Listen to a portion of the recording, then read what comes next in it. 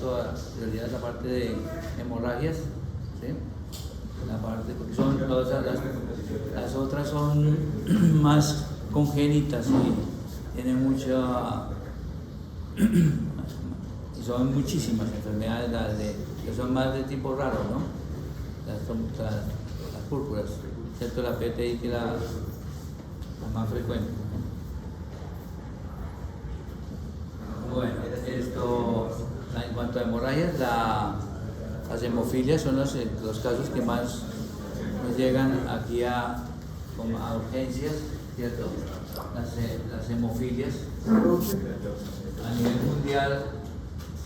¿Doctor, la puede abrir? Tiene que agrandar. Sí. Ah, Por favor.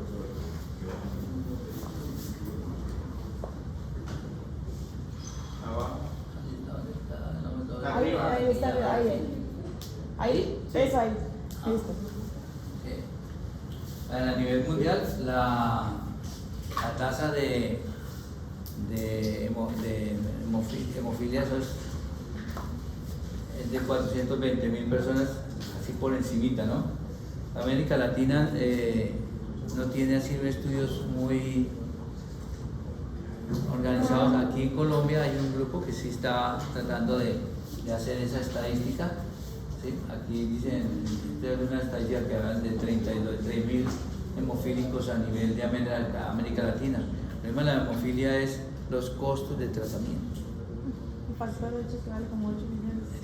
Es el costo, hace que sea muy difícil el tratamiento de los pacientes y hacer estudios. ¿Esa es una enfermedad huérfana, cierto? Bueno, entonces vamos a hablar un poquitico de la hemostasia, cómo es que se llega a eso. Pues hablamos de la hemostasia primaria y la hemostasia secundaria. Esta es la parte, a nivel de la hemostasia primaria, tiene que ver con la parte vascular de las plaquetas, y la hemostasia primaria pues es la parte plasmática.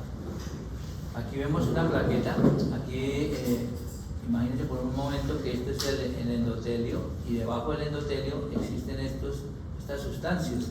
Hay colágeno y hay también el famoso factor de von Willebrand.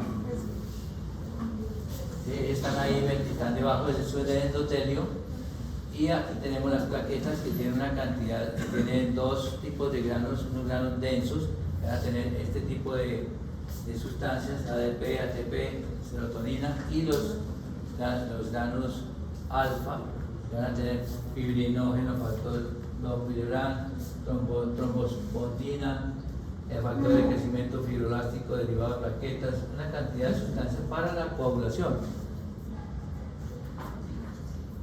Aquí tenemos dentro de la superficie de la plaqueta una serie de proteínas que son fundamentales para poder hacer el empalme cuando se produce una ruptura de un vaso. Tenemos todas estas proteínas que las vamos a ver ahorita con más detalle. Existe otra, que es la que está aquí también. Esa está como guardada, y cuando se necesita, cuando hay una hemorragia, se invierte, ¿sí? y expone su sitio de contacto para unir las plaquetas unas con otras. Es la proteína 2B3A. Tenemos inicialmente, cuando hay una ruptura del vaso, ¿sí? Cuando hay una ruptura del vaso, inmediatamente hay un vasoespasmo, ¿sí? Referente a un vasoespasmo para disminuir el flujo sanguíneo a ese nivel, mientras las plaquetas comienzan a trabajar sobre esta ruptura. Eso es lo que llaman el taponamiento plaquetario. Aquí vemos, estas son las células endoteliales, esta es la ruptura del vaso y las sustancias que hay por dentro. Los trombosano A2 y la adrenalina y noradrenalina también están ahí en ese sitio. Entonces, para formar la vasoposición inicial. Después viene el taponamiento plaquetario a través de la unión de cada una de estas plaquetas utilizando las proteínas que están en la superficie. Aquí tenemos otra vista. Aquí tenemos el colágeno, el factor von Willebrand es el rojo, y las proteínas que tiene la plaqueta son las que entran en contacto con estos factores para poder adherirse. sea, la primera porción después de una ruptura de un vaso es la adhesión plaquetaria, ¿sí? No es la agregación, es diferente. La adhesión plaquetaria es cuando se unen estas proteínas de la superficie de la plaqueta con las sustancias que hay debajo del endotelio. Entre eso es el colágeno y el factor von Willebrand y la glucoproteína 6. Entonces aquí es cuando la plaqueta se adhiere al colágeno. Todas estas proteínas se adhieren al colágeno y al factor von Willebrand. Aquí tenemos el factor von Willebrand uniendo esta proteína específica, es la del factor von Willebrand, y la del colágeno son las otras, la GP6 y la GP1A, y 2A. Estas son las proteínas que se unen, que están en la superficie de la plaqueta y se van a unir con las sustancias que están aquí. Aquí vemos cómo cuando se adhiere la plaqueta, entonces viene la activación y es cuando invierte esta proteína, se invierte para poder unirse con las otras plaquetas. Y viene lo que se ha llamado la degranulación, una cantidad de sustancias de los gránulos que tiene para producir más adherencia plaquetaria. Entonces viene la vasoconstricción inicial por esta cantidad de sustancias, tromboxano, ANA, endotelina, y luego viene la adhesión plaquetaria con las proteínas de la superficie.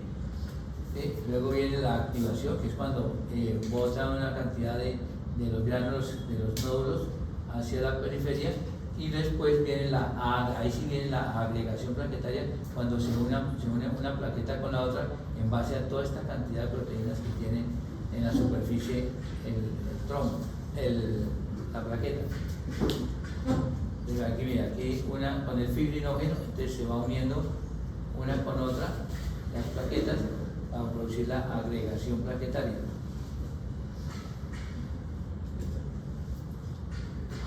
Entonces la plaqueta con el factor von Willebrand, entonces va a producir la adhesión, la plaqueta con el colágeno es la activación y la plaqueta con el tromboxano es cuando produce la agregación plaquetaria. Y aquí ya es cuando la fibrina y el fibrinógeno se unen empiezan a producirse. Los primeros son monómeros y después ya son polímeros, produciendo como una especie de red que va a producir más unión de plaquetas y va fortaleciendo más. Inicialmente es un trombo débil, que se llama un trombo blanco, y después ya vienen todos los factores de la coagulación a reforzar este trombo blanco. Inicialmente este trombo blanco es muy débil. Aquí tenemos una fotografía de las plaquetas, los hematíes y el fibrinógeno con la fibrina entrecruzándose entre ellos para formar el trombo. Entonces están todos los factores de coagulación que ustedes ya conocen, ¿cierto? Todos los factores de coagulación y que van a tener la vía intrínseca, la vía extrínseca y la vía común. Aquí tenemos la vía intrínseca y con la activación del factor 12 y así sucesivamente, y aquí tenemos la vía intrínseca que es la activación del factor 7 con el 5 van a activar, el factor 7 para activar el factor 10. Si ustedes se dan cuenta, aquí se unen, aquí hay las dos vías, y a partir de este momento es cuando ya se habla de la vía común para activación del factor 10.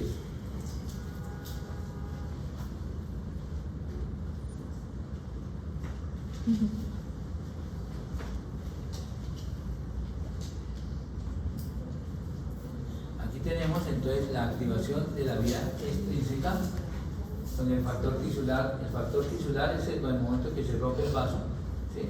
Se activa y va a activar el factor 7. Este a su vez activa el factor 10. Aquí en este momento se forma una especie de combo en el cual el factor 10 con el calcio y el factor 5 es el que va a formar un complejo que va a activar la protrombina y a convertir la protrombina en trombina, y a su vez esta en fibrinógeno en fibrina, estabilizando el calcio también ahí con el factor 13A. Entonces, aquí está esta primera unión, igual va a pasar con la vía intrínseca, va a haber, cuando se activa el factor 10, se forma una especie de agrupación del factor 5 y el factor 10 con el calcio, y va a producir el famoso activador de la protrombina, que aquí está también con la otra vía, ¿no? Aquí vemos aquí vemos cuando el factor plaquetal, el factor tisular activa entonces el 12, este a su vez con la estimulación de la calicreína, activan el factor 12, ¿sí? Y ese 12 activa el factor 11 junto con el calcio, el 9, y a su vez aquí llegan otra vez al factor 10 igual que acá. Entonces, a partir de este momento es que se activa tanto por vía intrínseca como por vía extrínseca el activador de la protrombina, el factor 10, el factor 5 y el calcio. En ambos, por ambas vías se forma el activador de la protrombina, y por ambos va a activarse este mecanismo hasta llegar a la fibrina.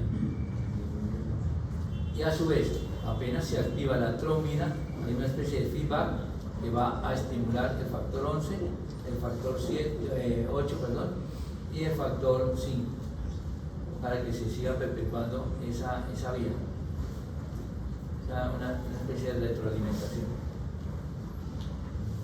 Esta vía es muy rápida, la vía extrínseca dura más o menos 15 segundos, mientras que la vía intrínseca dura entre 1 y 6 minutos, es más lenta esta vía, estos pasos son más lentos, que es muy rápida, dura 15 segundos.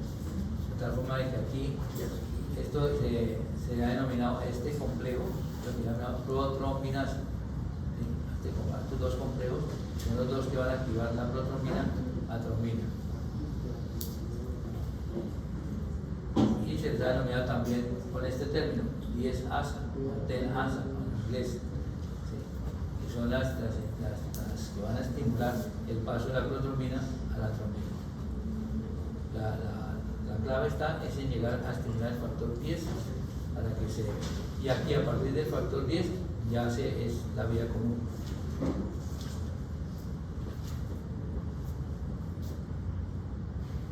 Bueno.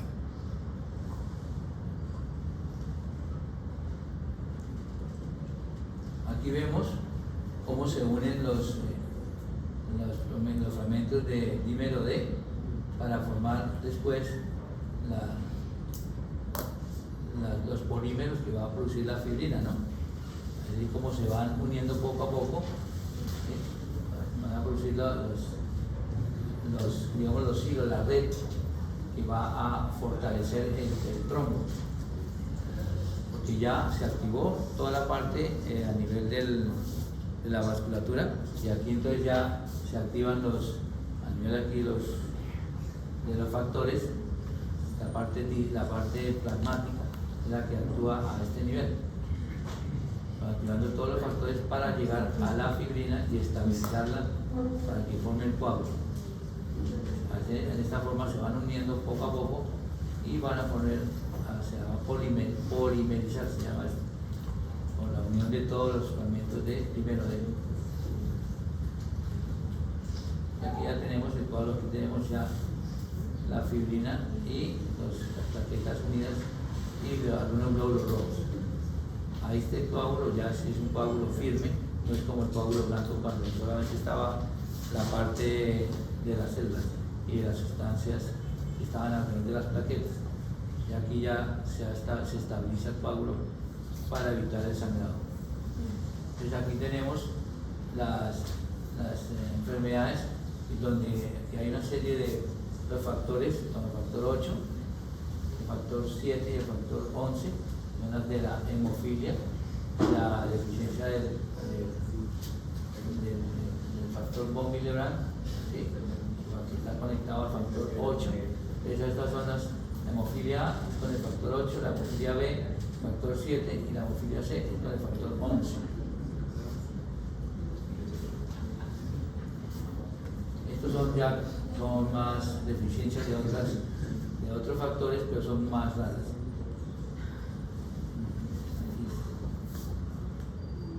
Sí, entonces aquí los defectos plaquetarios, entonces comparan los defectos plaquetarios con los defectos de la deficiencia de los factores de coagulación. Entonces aquí, por ejemplo, las hemorragias son más de tipo mucocutáneo, ¿sí? Mientras que aquí está más está a nivel de los tejidos y a nivel de las articulaciones, produciendo las hemartrosis.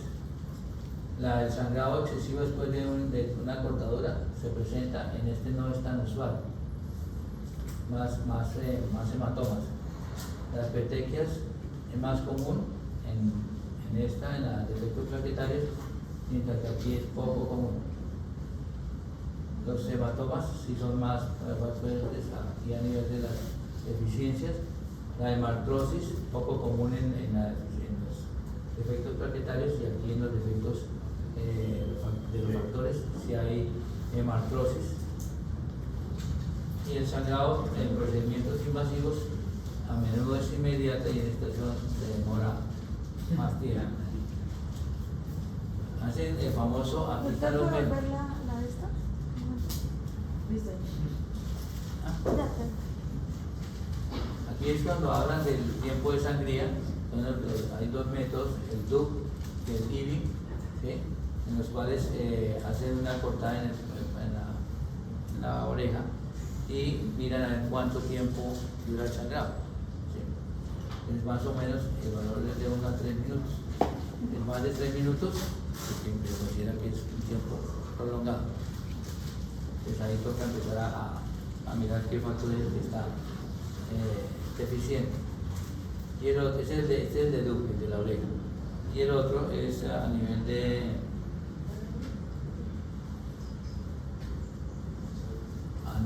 ¿qué?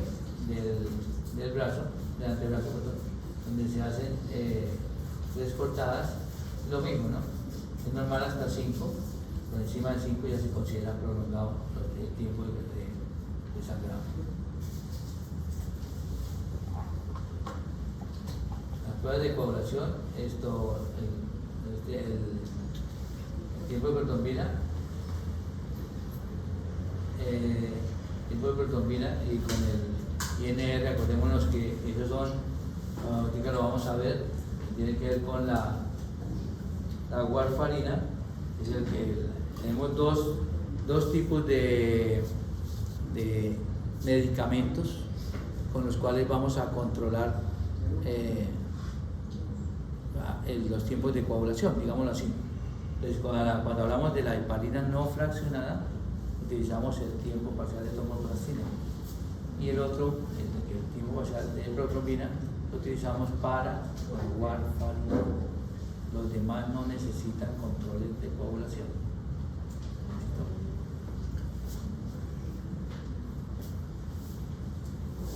Pues aquí tenemos cuando está prolongado el tiempo, entonces debemos sospechar estos factores, la deficiencia de factores del 8, 9, 10, 11 y 12, o fibrinógeno.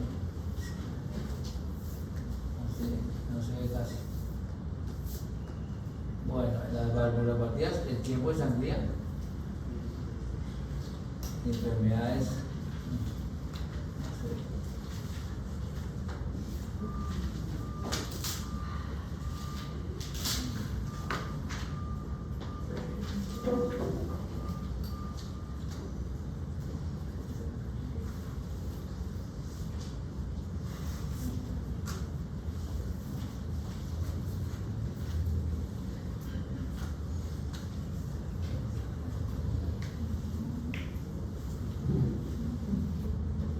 son los valores normales de los diferentes tiempos, los valores de los factores 60 a 150, factor 9 de 60 a 100, el factor 7 de 60 a 100, el factor 5 de 60 a 100.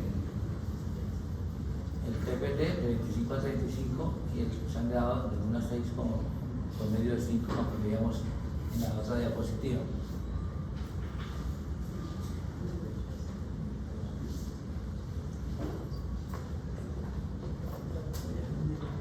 Entonces, cuando vemos que hay una disminución de las plaquetas y un tiempo de sangría aumentado, tenemos que pensar en una púrpura trombocitopénica idiopática. plaquetas normales con tiempo de sangrado aumentado, trastornos de coagulación y hepatopatías también. El tiempo de sangrado más aumentado con la TPT aumentada, enfermedad de Boville-Lebrun. TPT aumentado, hemofilia. Y la warfarina, ya sabemos, con el tiempo de protrombina.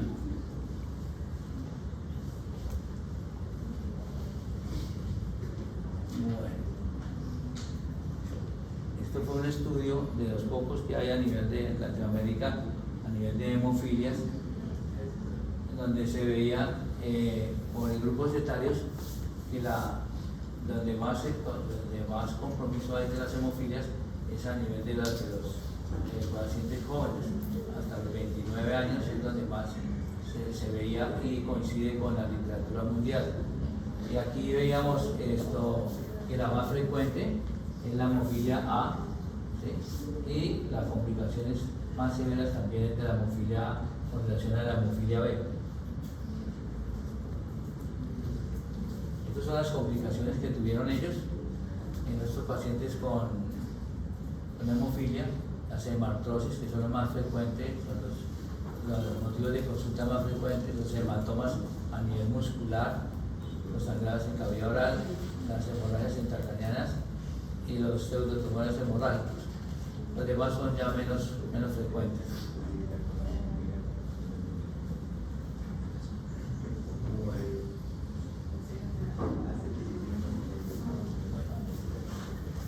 Quería mostrar, este es a nivel de Colombia, alrededor del 52% de las personas con hemofilia presentaron la forma severa de la hemofilia, y el 56% de la hemofilia A y un 36% de la hemofilia B, que sigue siendo el promedio igual a nivel mundial, ¿no? La hemofilia es la más frecuente con mayor número de complicaciones. Bueno, entonces, ahora pues, quería hacer una especie de taller, pero no se pudo. Bueno, es que a nivel sanguíneo, ¿ah?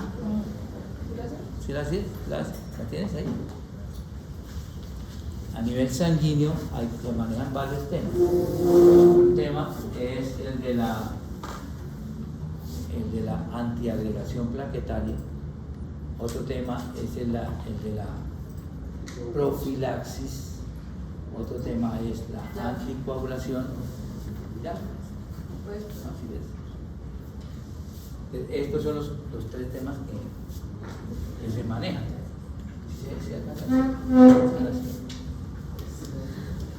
Prueba con el control ácido.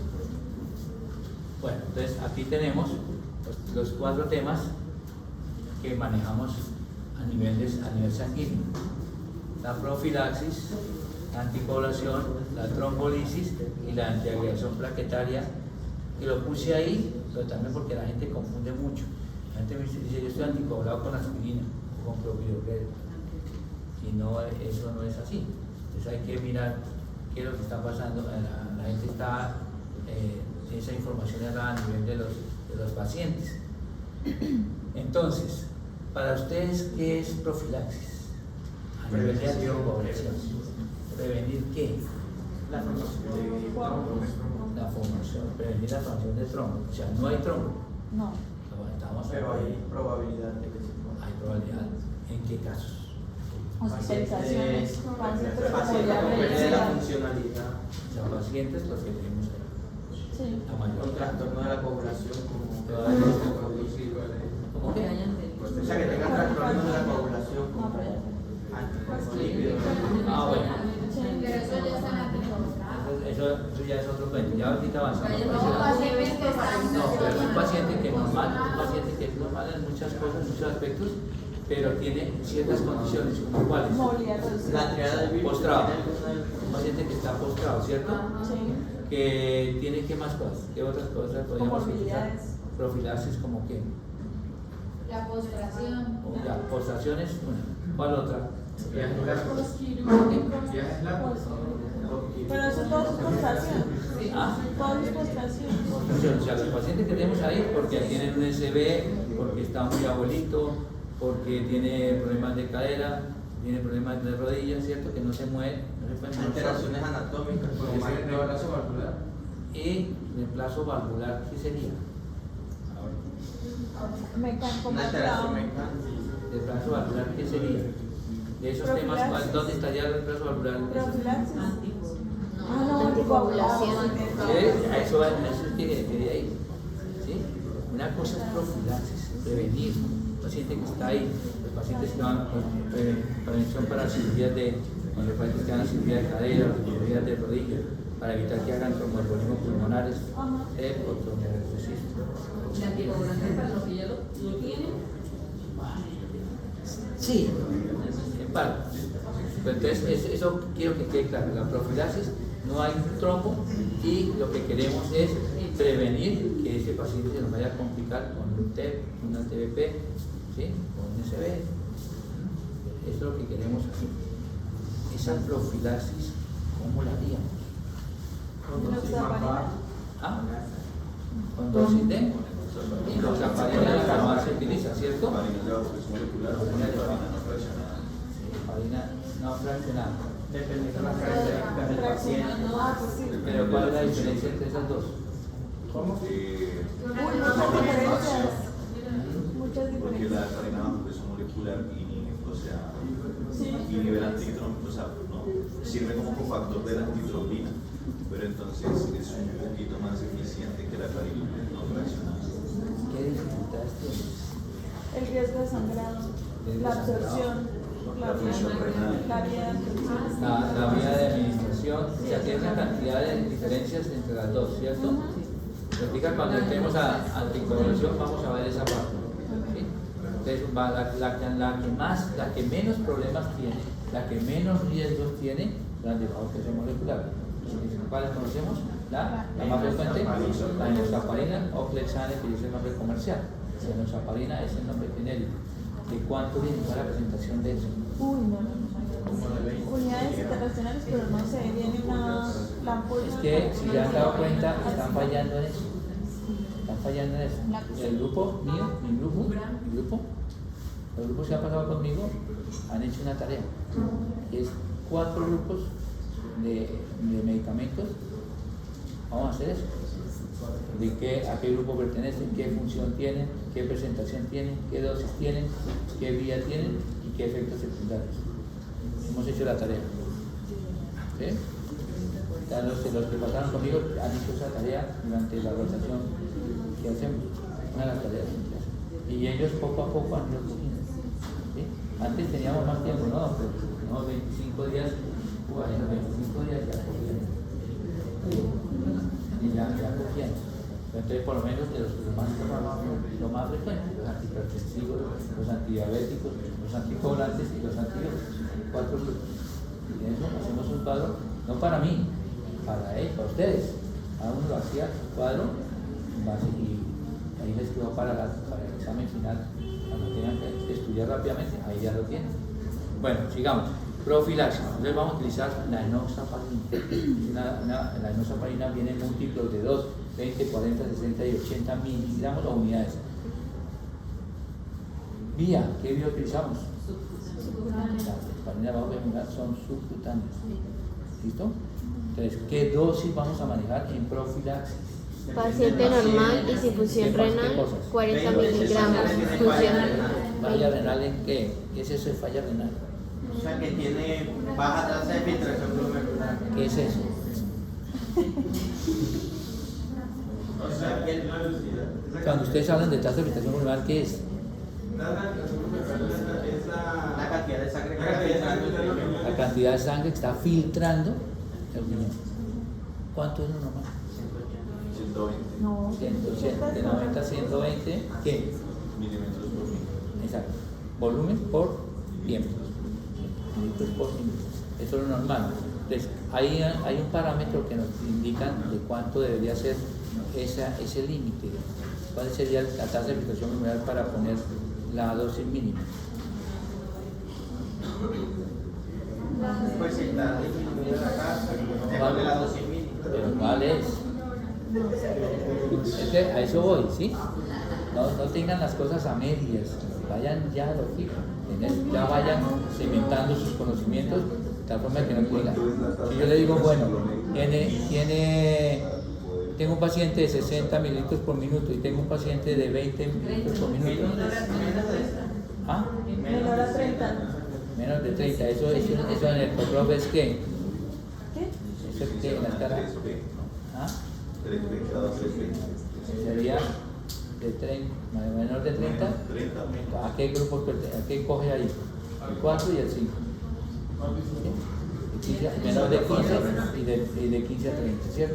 Entonces, los pacientes que son 3, 4 y 5 son los que vamos a utilizar a 20 miligramos subcutáneo día. Ojo, tiene que ser completo, todo, porque ya médicos que están encarcelados porque no colocaron una vía y la metieron por otra vía, están metidos en la vaca local por eso. Eso pasó hace un año en Bello Antioquia, con una milanta, en vez de dar la tomada, la inyectaron. Uy, pero por Dios. Ahí están los dos están metidos, el enfermero y el médico están metidos en líos por eso, por la muerte de la niña. ¿Por qué? Porque él no colocó, ojo, coloquen todo en la historia clínica, lo que no está escrito no sirve, no existe. ¿Listo? Ah, que yo lo pensé. ¿Listo? Entonces vamos.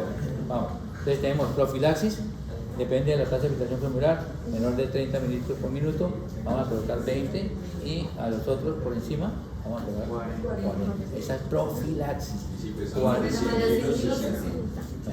40 miligramos o unidades subcutáneo y aquí todo completo, ¿sí? Ahora, eso ya miramos los pacientes cuáles son los que están postraditos y que todos los que están ahí que no se pueden movilizar, que están en cama. ¿Listo? Ahora, entonces ahí tenemos los que están postrados, algunos que tienen cáncer, no se pueden mover, los que tienen un SB isquémico, ¿cierto? Los pacientes que van prequirúrgicos para ortopedia, que se colocan profilácticamente porque no se pueden mover, se colocan su heparina. Anticoagulación. ¿La dosis? Bueno, la dosis ya habíamos dicho. Si estamos la heparina no fraccionada también se utiliza 5.000 unidades subcutaneas cada docena, pero estos son casos especiales por todas las complicaciones que tiene esta heparina. Esta es más segura y por eso se colocan 20 o 40, digamos subcutáneo día. ¿Listo? Bueno, y ya. Ahora. Ya nos sapió la respuesta. Bueno, anticoagulación, ¿eso qué es? Que el paciente, no, pero es que es Paciente con mayor riesgo de hacer trombo. ¿Cuáles? Los que ya Los tienen que tienen enfermedad. antecedentes de trombosis venosa profunda. O sea, comencemos con las más frecuentes. ¿Cuáles son las más frecuentes? La FA. La FA. ¿Qué más? ¿FA? ¿Qué más? Que tengan antecedentes de TBP. O que tengan TBP.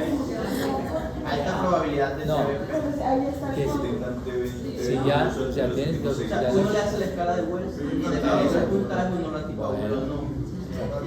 Mientras sale el Doppler, ¿cierto? Sí. No pasa nada si sale negativo, pues lo quito, no hay problema. Pero si sale positivo, un TEP, ahí hay problema. ¿Cierto? Si usted lo sospechó, tiene que anticoagular. Ahora, pues, los que no tienen coágulo todavía, pero pueden hacerlo.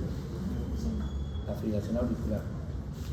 Cardioembólica terrible. Entonces toca tener cuidado con esos pacientes, que vamos a anticoagular. Los que ya tienen coágulo, ¿cuál sería?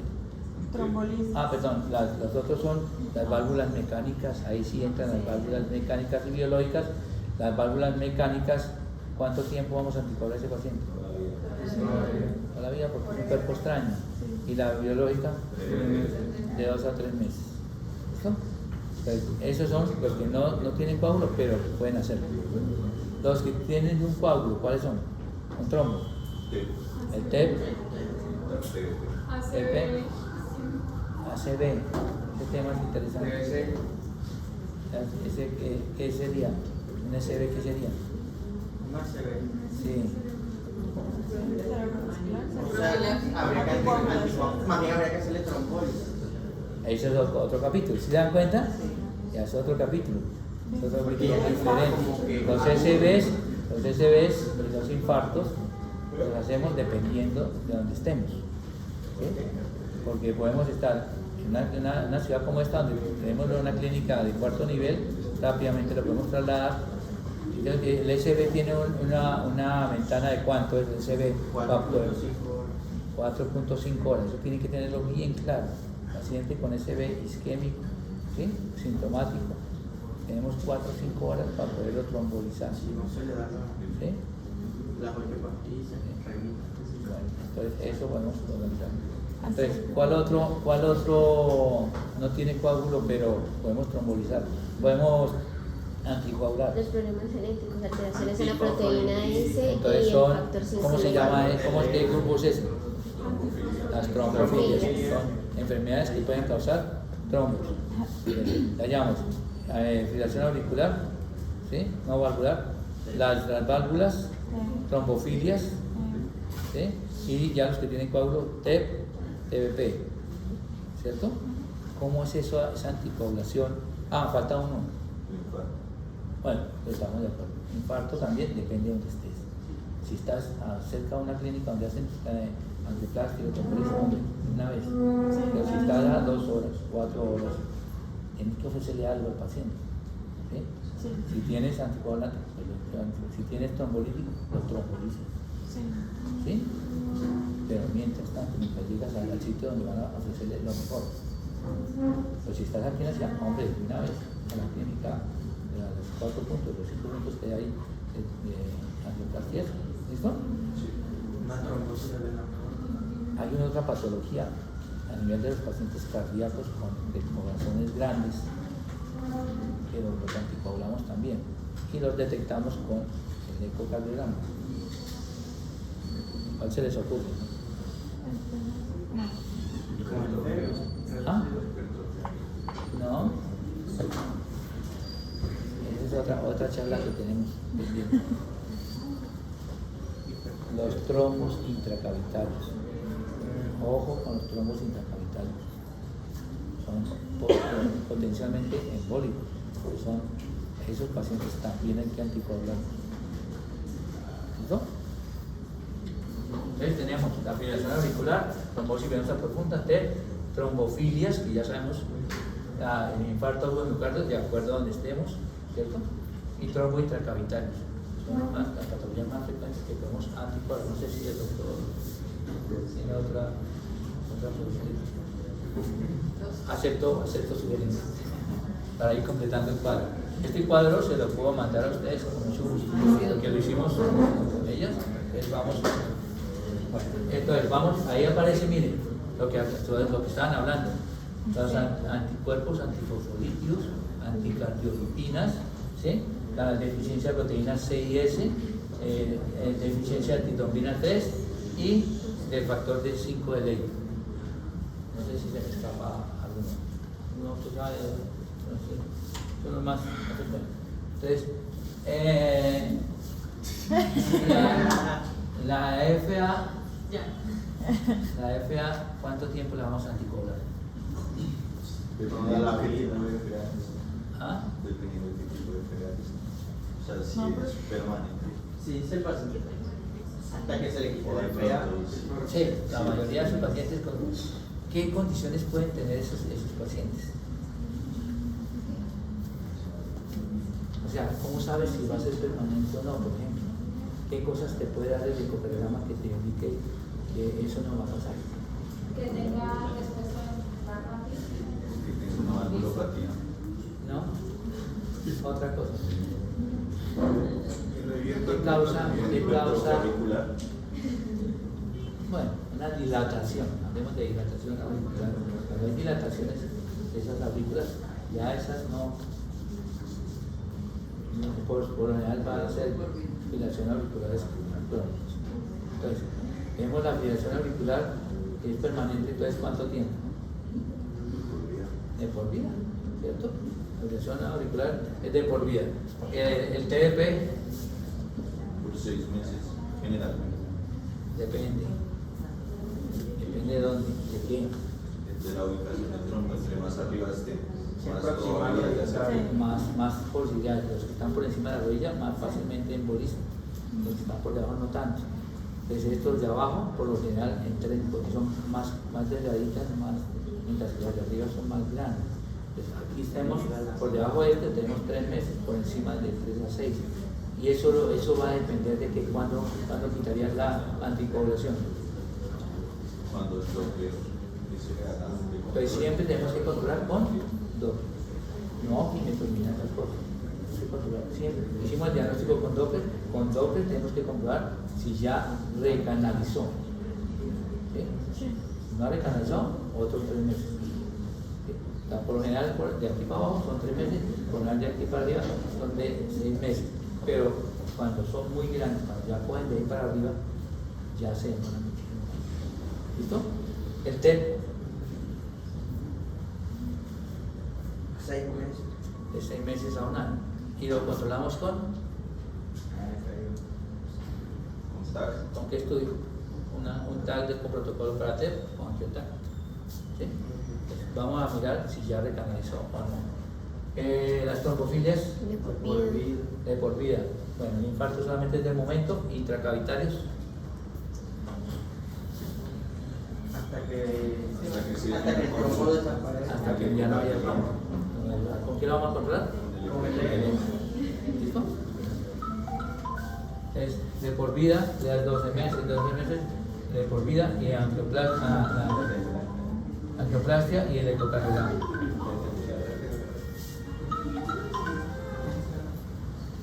Bueno, esto, sigamos.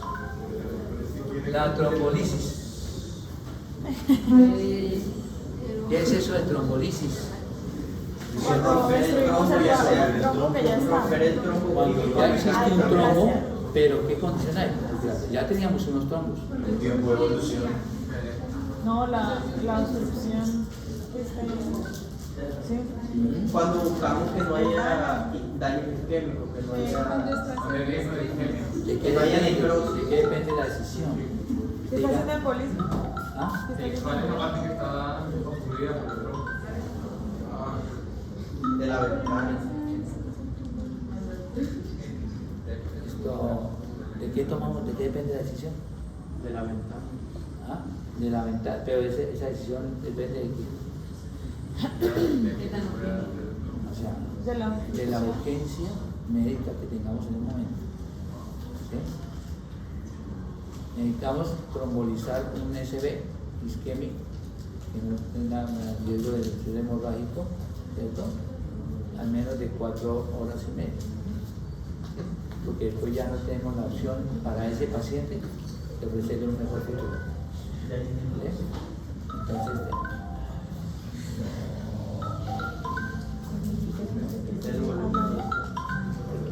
Póngalo en silencio. algo más fácil. Apagarlo. Bueno, esto entonces. Trombolizamos un SB, menos de isquémico, Un infarto. Un infarto. un infarto, agudo de miocardio. Todo es para ofrecerle mejor calidad de vida a ese paciente ya, para ya. ¿Sí? Entonces vamos a esperar 6 meses, 2 meses, no, para ya. Para que nos pueda evitar que nos vaya a deteriorar ese paciente. ¿Y cuál otro? ¿Cuál TEP? El que tiene riesgo de tromboembolismo. ¿Cuál TEP? Proximal. ¿Cómo se llama? ¿Es un TEP qué? ¿Ah? No, los periféricos no son tan graves como los centrales, son los troncos principales. ¿Sí? Entonces esos TEP necesitamos urgente porque hemodinámicamente el paciente se nos va. El paciente que tiene riesgo de muerte, si no hacemos algo, nos quitamos el trombay, el paciente se nos puede morir. Entonces, esos centrales, ¿sí? Que son hemodinámicamente inestables, toca ya la preparación de una vez. ¿Listo?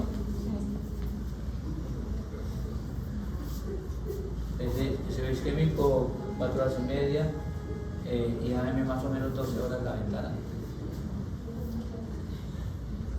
Tenemos todas estas opciones, ¿no? La estreptopinasa, que es la más viejita de todas, Sí. más o menos 50%, ¿no? De éxito, más o menos 50%. Ya las otras, la alteplasa, tenenteplasa, ya son las más nuevas, las que actúan más rápido y tienen más éxito. Pues esos son las. Y la otra, antiagregación plaquetaria. ¿Son anticoagulantes o qué? Son antiagregantes. ¿Qué? Nada que ver con Lo anticoagulantes. Son altas en dosis antiagregantes. ¿Y cuándo para otra? ¿Qué otro hay? ¿Qué más? Todos esos son los antiagregantes. ¿Lo pensamos en qué caso? En el coronario motivo. Síndrome coronario. Coronario. Esos son diferentes. Entonces hay que quitar eso fuera de la mente de la gente común. A mí me llegan. No estoy anticoagulado, ¿con qué? No estoy. No es cierto. Entonces, a veces dan malos informes, pues, para que no cometamos esos errores. Son antiagregantes plaquetarios. ¿Cuánto tiempo vamos a dejar ese matrimonio? Bien anticoagulante, bien anticoagulante.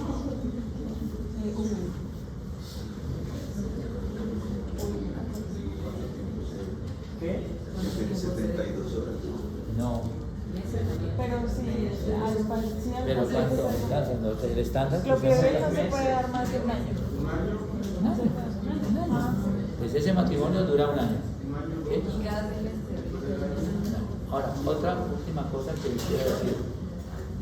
¿Cuál es el anticoagulante que más ven aquí que usan?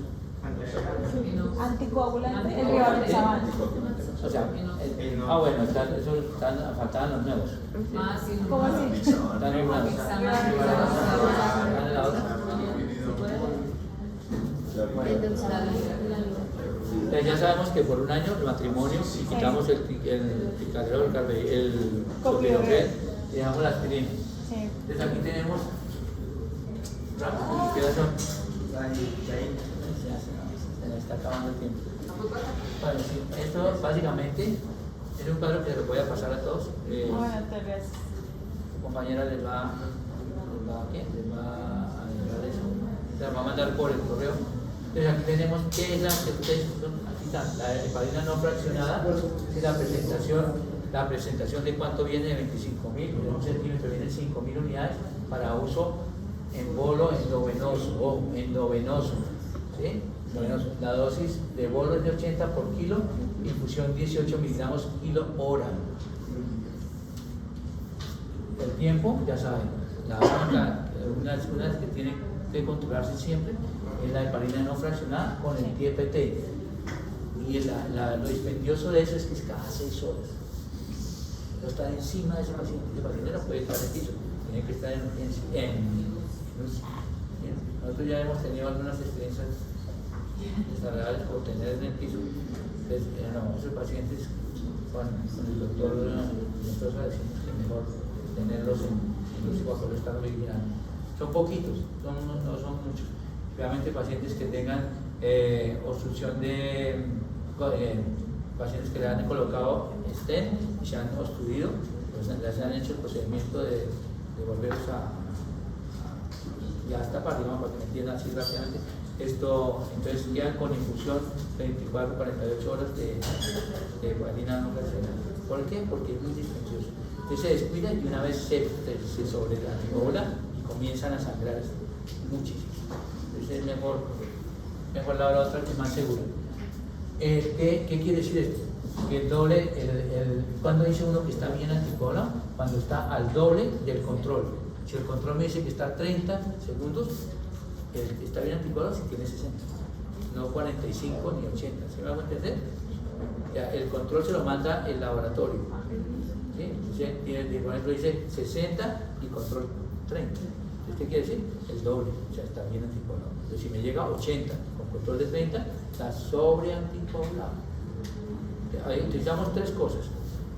Está bien anticoagulado, o terapéuticamente anticoagulado.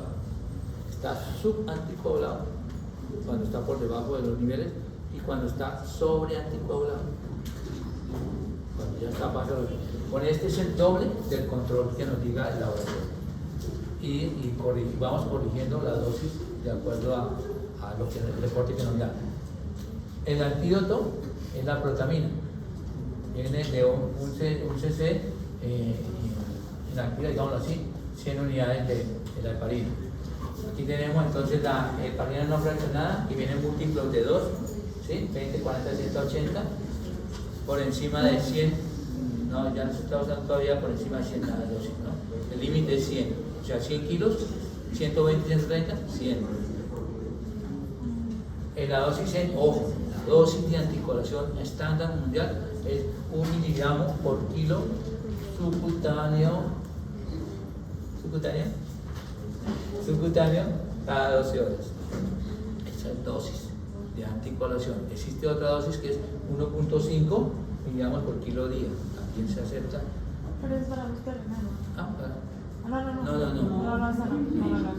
La dosis normal, la que más usamos es esta, 1 miligramo por kilo cada 12 horas subcutánea. Esa es la dosis. Y para contestar en el examen, esa es la dosis. Esa es. Listo. ¿Necesita tiempo? No tiene control de rango. Y la protamina también nos sirve. La warfarina, ojo, este era el capítulo que quería llegar. La warfarina es uno de los antiguantes que más utilizamos, ¿cierto? Pero la warfarina la podemos utilizar sola, como utilizamos el rivaroxaban, el apisaban, el dabigatran, podemos utilizarla sola sin ningún problema. ¿Por qué no? ¿Cómo así? O sea, tú puedes arrancar, tienes TBP, y dices, toma la decisión, voy a darle warfarina. No, porque no inicia el efecto hasta que no 3 se días haga después. agota los factores de coagulación. Bueno, entonces se demora de 3 a 5 días en comenzar a trabajar como anticoagulante. Sí. ¿Qué está haciendo en esos 3 a 5 días? Pues está normal. ¿Qué efecto tiene? No, tiene el efecto contrario. Procoagulante. Procoagulante. ¿Por qué? ¿Por qué? Porque actúa también en la proteína S. Porque inhibe la proteína C y S de la coagulación. Sí. Entonces se vuelve un protrombótico. En los primeros días no podemos dejarla sola. Entonces utilizamos a quién? La heparina, que en unas horas ya la tenemos anticoagulada. Siempre tiene que ir ese matrimonio, por favor. Nunca utilicen sola la warfarina. Siempre en matrimonio. ¿Matrimonio cuál? ¿Dónde está la warfarina? La dosis, esta dosis de noxaparina, y viene de 2.5, de 5 y de 10, de 2.5, aquí en Colombia de 2.5 y 5, ¿sí? ¿Cuál es la dosis estándar de la warfarina? 5 miligramos. En general 5 miligramos arranca. Hay esquemas donde utilizan de 10 miligramos el primer día y después siguen con 5, también hay estudios de eso, ¿sí? Pero lo usual de todo el mundo, que todo el mundo comparte, 5 miligramos y se va titulando, digámoslo así, ¿sí? Entonces, ojo con eso, sola no la pueden dar por esas dos cosas, porque duran 3 a 5 días desprotegido ese paciente y ahí sí se nos muere. Doctor, una pregunta, ¿ese es el puente que hacen? ¿El que le llaman puente? No. ¿O cuál es ese? Espérate, terminamos y ya te digo qué es ese puente. Profe, esa titulación de la que usted habla, me imagino que es para bajarle la dosis, ¿no? De pronto, no sé. ¿Se hace basado en el INR o basado en la respuesta del paciente? No, tenemos que ser objetivos. Y la forma objetiva es el PT y el INR. Entonces, esa es la otra pregunta, ¿cuándo comenzamos a pedir PT y INR? O sea, una de las cosas que quiero es que nunca me vayan a pedir un PTT en warfarina. No tiene razón. O un TP INR en heparina no fraccionada. No, estas dos tienen sus propios tiempos de coagulación. Por favor, que eso los dosan. Entonces tienen que ir cada cosa en su lugar. Warfarina con el PT-INR y heparina no fraccionada con el TPT. ¿Listo? Bueno, ¿cuándo comenzamos a pedir el control? Hoy iniciamos la warfarina y la noxaparina. Hoy arrancamos. ¿Cuándo le comenzamos el primer TP-INR? Perdón, ¿cuánto es el INR normal de todos ustedes? No. Uno. ¿Cuándo empezamos a pedir el PT-INR? ¿Ah? Tengo que tener un tiempo de protrombina control. Ese es el Como el Porque puede ser, si es válvula mecánica, es de Pues no es lo usual que pedamos. No es lo usual. Doctor, no sería, digamos, de Pero los 3 recomendable podría ser. Y ya cuando se sale INR de 4 a 5 semanas. ¿Cuándo? No. Espérate un momentico. No se me pierdan. Espera, a ver. No se me pierdan. Iniciamos hoy la warfarina y la noxa. Van las dos junticas. Una porque está haciendo el trabajo de la warfarina que debería estar haciendo, que es la anticoagulación, que es la noxaparina. Sí. Y ya comienza a las 4 horas, ya comienza a hacer el anticoagulante. ¿Sí? Pues ahí vienen las dos. Van las dos pegaditas. ¿Sí? ¿En qué momento vamos a pedir el PT-INR? ¿Cuánto tiempo se demora en ser anticoagulante? Promedio cuarto, la cuarta mañana empezamos a pedir el PT-INR. ¿Buscando qué? Que la warfarina esté aumentando que no esté actuando como pro. No. Este terapéutica. Ya en cuarto día ya estás pensando en qué. Que ya está haciendo su Que ya está trabajo. actuando como Como anticoagulante y no como pro. Ya no. Doctor, y Al cuarto día ya está como anticoagulante. Sí. Entonces, ¿estás esperando qué? ¿Para qué pides el PT-INR al cuarto día? Para que Para evaluar si está terapéuticamente. Si está terapéuticamente, eso, así me gusta que hablen, La si está estabilidad. terapéuticamente anticoagulado.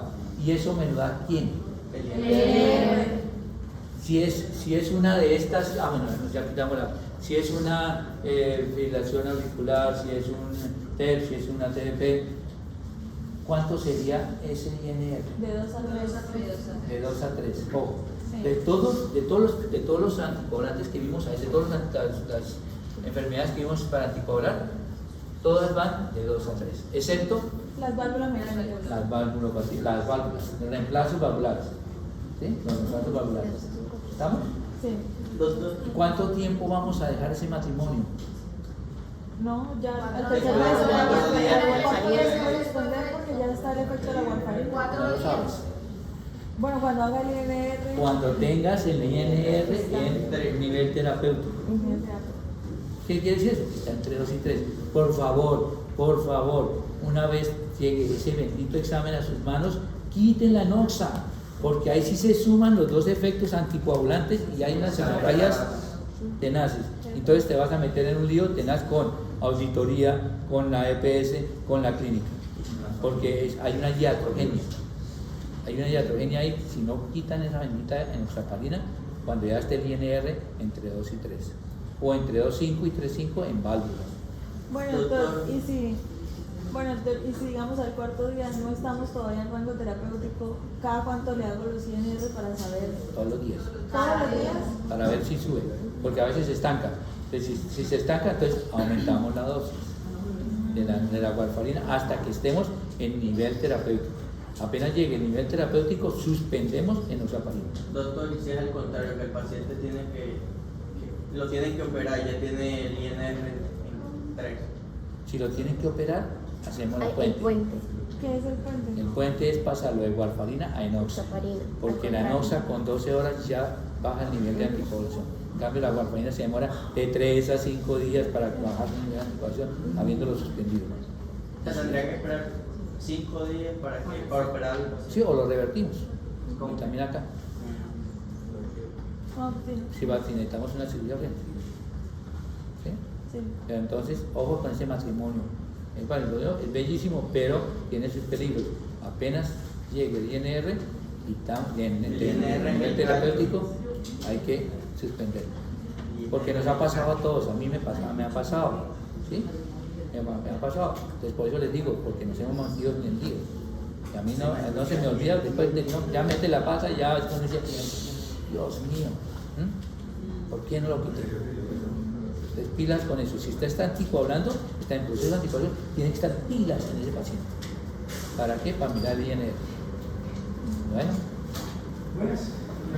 Diga, con toda la confianza. Sí. Ya empezamos todavía no. Vamos a sacar 4 estudiantes 5 minutos. Vamos a sacar 4 estudiantes 5 minutos.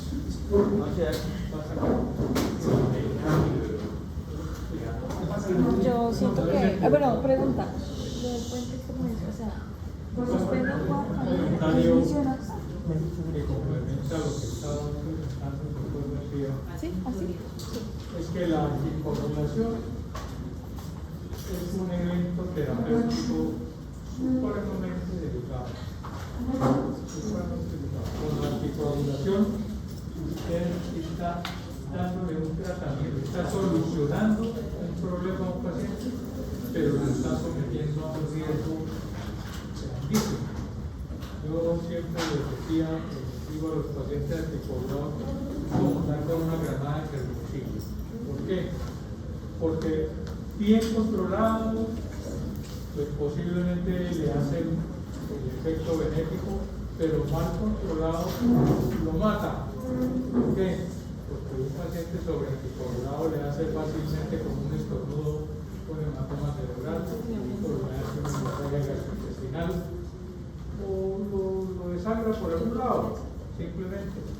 Entonces la anticoagulación es tan delicada que existen los centros de excelencia, así como hay clínica de epilepsia, que no es un edificio, clínica de epilepsia es una consulta especializada en epilepsia, o hay clínica de falla cardíaca, la que maneja el doctor Salvador, una consulta especializada en falla cardíaca. Hay centros de excelencia para la anticoagulación, en donde el laboratorio es un laboratorio especializado en anticoagulación, en donde hay la consulta en disponibilidad permanente para las emergencias del paciente. El paciente anticoagulado tiene que andar con una manilla, ¿no es cierto? Sí. Con una manilla en donde dicen yo soy un paciente anticoagulado, ¿por qué? Porque en cualquier momento lo atropella una moto y lo llevan a un centro de emergencias y dicen, y hay que saber que está anticoagulado para poder intervenir al paciente de manera segura. Entonces, la anticoagulación es un arte es muy peligroso, es una manipulación con pinzas, ¿cierto? Para que le vaya bien al paciente. Hay que aprenderse todo eso y ser muy cuidadosos, muy quisquillosos, porque lo estamos cometiendo un riesgo mortal si lo hacemos mal. Bueno, y nada tan desagradable como iniciarle uno una anticoagulación, una trombosis, pero no tan profunda, y que a los 3-4 días llegue el paciente con una CV, con una hemorragia cerebral que lo mata. No es infrecuente, desafortunadamente. Entonces hay que aprender sobre el hay que conocer los fármacos y saber todos los cuidados que hay que tener. El paciente con warfarina no debe comer muchas verduras. ¿Por qué? Porque ustedes saben que las verduras contienen vitamina K, y resulta que la vitamina K es el antídoto. Entonces puede haber la interacción farmacológica con muchas drogas. Hay muchas drogas que potencian el efecto anticoagulante y hay otras que lo frenan. Entonces la polifarmacia hay que tener en cuenta con los abusos. Es un tema supremamente bonito, pero es supremamente peligroso. Pero tienen que leer, o sea, esto fue una Doctor, ¿cómo es lo del puente? El puente es pasar la warfarina a enoxaparina para poder llevarlo a cirugía. Entonces, suspende la warfarina y espera que el nivel de INR baje por debajo de 2 y arranca la enoxaparina, que así en horas ya está anticoagulado. Y cuando vaya a ir a la cirugía se suspende 12 horas a 24 horas antes, de acuerdo a qué tipo de cirugía es. Ok. Claro. Esa es terapia puente, o si no, como decía el doctor, con la vitamina K, Sí. vamos a revertirlo y para acelerar el proceso. entonces dejamos la nosa para poder quitarla 12 horas, la noche anterior podemos quitarla y al día siguiente ya está lista para la cirugía. Doctor, Es muy importante, y ojo con hay que evitar, los pacientes anticoagulados hay que evitar los traumas, deportes de contacto ninguno, hay que evitar las hojas verdes grandes, ¿sí? Espinaca, lechuga, repollo, todo lo que sea verde grande, hay que evitar lo que está lleno de vitamina K. Evitar, aunque no es mucha la estadística, pero sí tratar de evitar las inyecciones intramusculares. Uno que otro se ha ganado un hematoma glúteo por las inyecciones intramusculares. Los esfuerzos de pujo, ese paciente hay que tenerlo lanzado para que no puje, para que no se ponga constipado, y el esfuerzo de pujo,